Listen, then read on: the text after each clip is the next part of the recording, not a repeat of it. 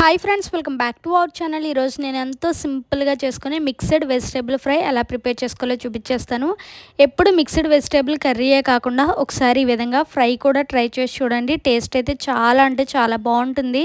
చాలామంది పిల్లలు ఏంటంటే కొన్ని వెజిటేబుల్స్ తినడానికి అయితే ఇష్టపడరు. అలాంటి పిల్లలకి ఇలా అన్ని రకాలు వేసి వెజిటేబుల్స్ చేసి పెట్టడం వల్ల వాళ్ళు కూడా చాలా ఇష్టంగా అయితే తింటారు. తప్పకుండా ఈ సింపుల్ రెసిపీని అయితే ట్రై చేసేయండి. ముందుగా దీనికి ఏమేమి ఐటమ్స్ కావాలి ఏంటి అనేది అయితే చూసేద్దాము.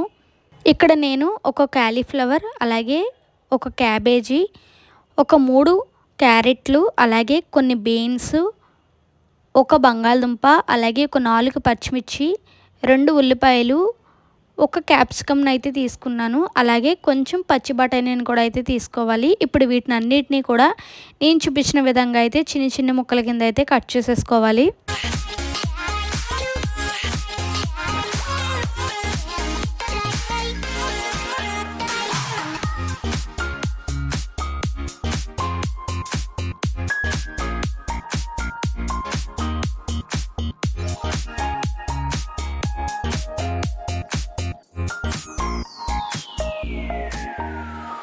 వెజిటేబుల్స్ అన్నీ కూడా ఈ విధంగా కట్ చేసేసుకున్నాం కదా ఫ్రెండ్స్. ఇప్పుడు ఇంక ప్రాసెస్లోకి అయితే వెళ్దాము. దానికోసం గ్యాస్ ఆన్ చేసుకొని ఒక కడాయి పెట్టుకొని అందులోకి 2 గ్లాసులు వాటర్ని యాడ్ చేయాలి. వాటర్ యాడ్ చేసుకున్నాక అందులోకి 1 కప్పు పచ్చి బఠానీని అయితే యాడ్ చేసుకోవాలి. ఆ తర్వాత ఇలాంటిది ఒక స్ట్రైనర్ పెట్టుకొని అందులోకి ముందుగా మనం కట్ చేసి పెట్టుకున్న వెజిటేబుల్స్ అన్నీ కూడా ఒకదాని తర్వాత ఒకటి నేను చూపించిన విధంగా అయితే వేసుకొని మూత పెట్టుకొని ఒక 10 మినిట్స్ పాటు లో ఫ్లేమ్లోనే స్టీమ్ చేసుకోవాలి. 10 నిమిషాలు ఆగాక మూత అనేది ఓపెన్ చేసి చూస్తే వెజిటేబుల్స్ అన్నీ కూడా చక్కగా స్టీమ్ అయిపోతాయి ఫ్రెండ్స్. ఇప్పుడు ఇంకా ఫ్రై ప్రాసెస్లోకి అయితే వెళ్దాం. దానికోసం గ్యాస్ ఆన్ చేసుకొని ఒక కడాయి పెట్టుకొని అందులోకి 3 టేబుల్ స్పూన్ ఆయిల్ని యాడ్ చేయాలి. ఆయిల్ హీట్ అయ్యాక అందులోకి 1 స్పూన్ పచ్చిశనగపప్పు, 1 స్పూన్ ఆవాలు, 1 స్పూన్ జీలకర్ర, 1 స్పూన్ మినపప్పు, కొన్ని ఎండుమిరపకాయలు, అలాగే 2 రెమ్మల కరివేపాకు కూడా వేసుకొని కొంచెం చిటపట్లాడే వరకు అయితే ఫ్రై చేసుకోవాలి.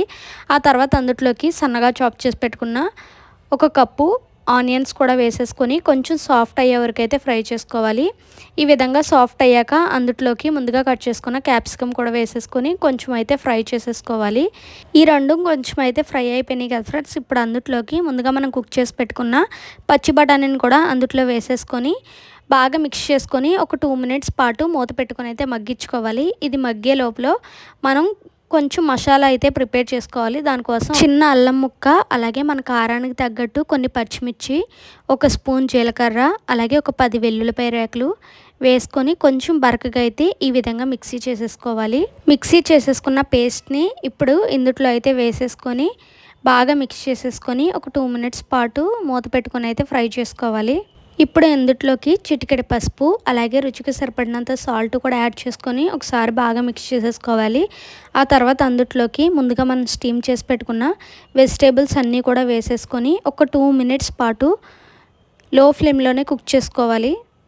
ఒక 2 మినిట్స్ ఆగాక చూస్తే వెజిటేబుల్స్ అన్నీ కూడా చక్కగా కుక్ అయిపోతాయి ఫ్రెండ్స్. ఇప్పుడు అందులోకి 3 స్పూన్లు పచ్చి కొబ్బరి పొడిని అయితే వేసుకోవాలి. ఈ కొబ్బరి పొడి వేయడం వల్ల ఏంటంటే ఎక్స్ట్రా టేస్ట్ అనేది వస్తుంది, చాలా టేస్టీగా అయితే ఉంటుంది.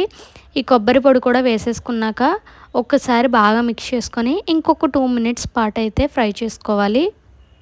ఇంకా 2 మినిట్స్ తర్వాత మూత అనేది ఓపెన్ చేసి చూస్తే మనకి మిక్స్డ్ వెజిటేబుల్ ఫ్రై అయితే రెడీ అయిపోయింది ఫ్రెండ్స్.